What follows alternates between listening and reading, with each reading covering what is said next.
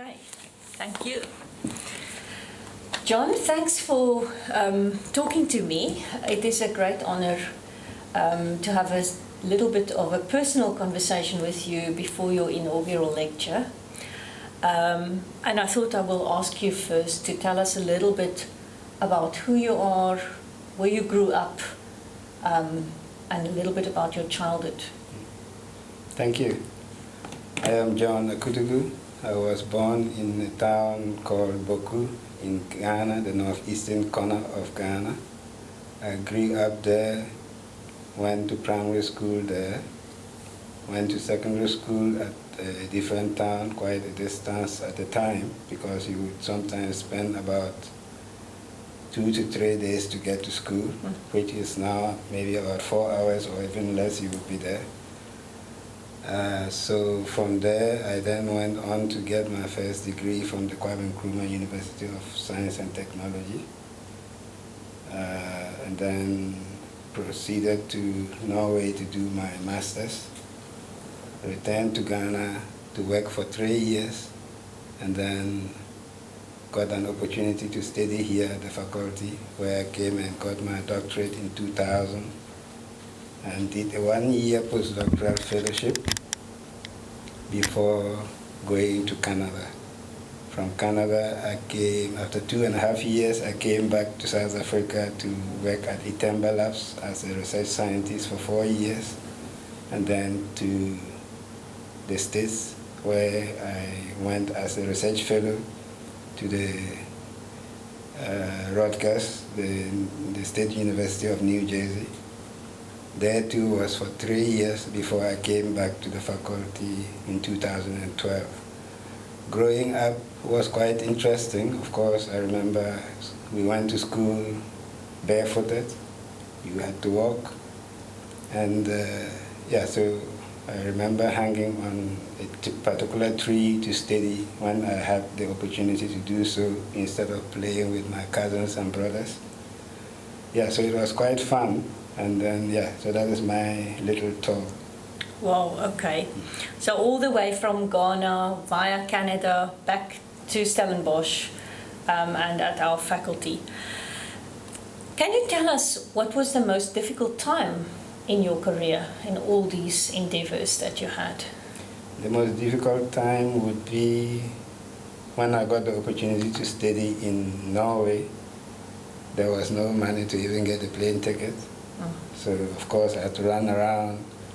Nobody could help until an elderly colleague who was already studying there heard my story and sent me a ticket on loan. So as soon as I got there from my stipend, I paid back that. So that, of course, was, I would say, was the most difficult one, because there was no clarity as to whether it was ever going to happen or not. Yeah, I can imagine.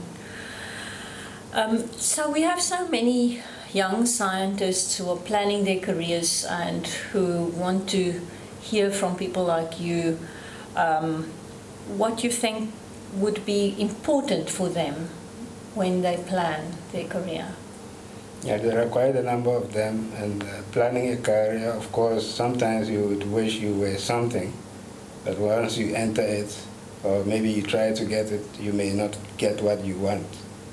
So they should be open for alternatives and not say, well, I must be this and that or nothing else. You may end up with no career.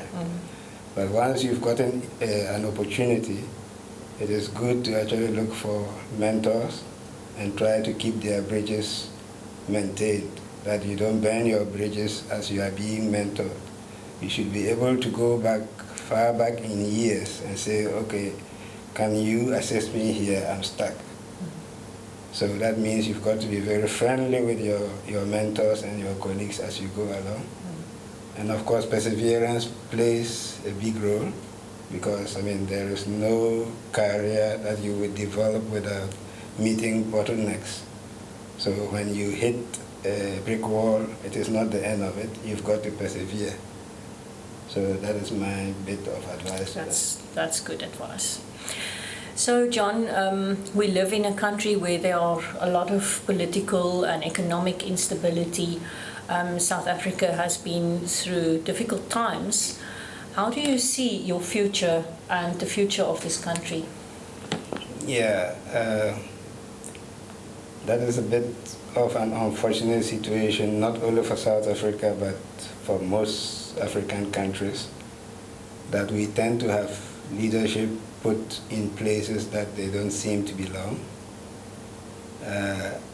One example is that, if somebody were to appoint me today as the Minister for for Finance, I would mess it up.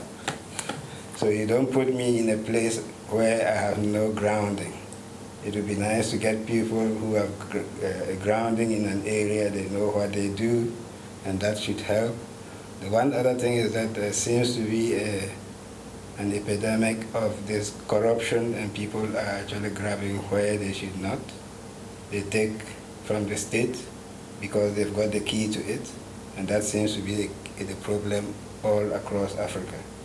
And of course, instead of, even here, what I hear in the news, you find municipalities actually not able to account for millions of rand. You cannot just say you've lost R1 million without knowing who spent it and who signed for it. So that, of course, it actually cripples the whole situation. So for the future, I think the future is bleak for not only South Africa, but Africa as a whole, because our leadership need to actually rediscover themselves and work for the people instead of being quite selfish. My future in this world is not very far. I'm counting my days to say goodbye. No. For retirement. Not early retirement, but I'm getting closer. So, but before that happens, of course, I would hope to be able to establish this field of radiobiology, which is also suffering a lot from the challenge of lack of recognition.